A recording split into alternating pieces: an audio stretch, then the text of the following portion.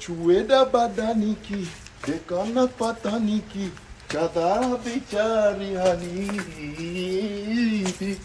Pala muji,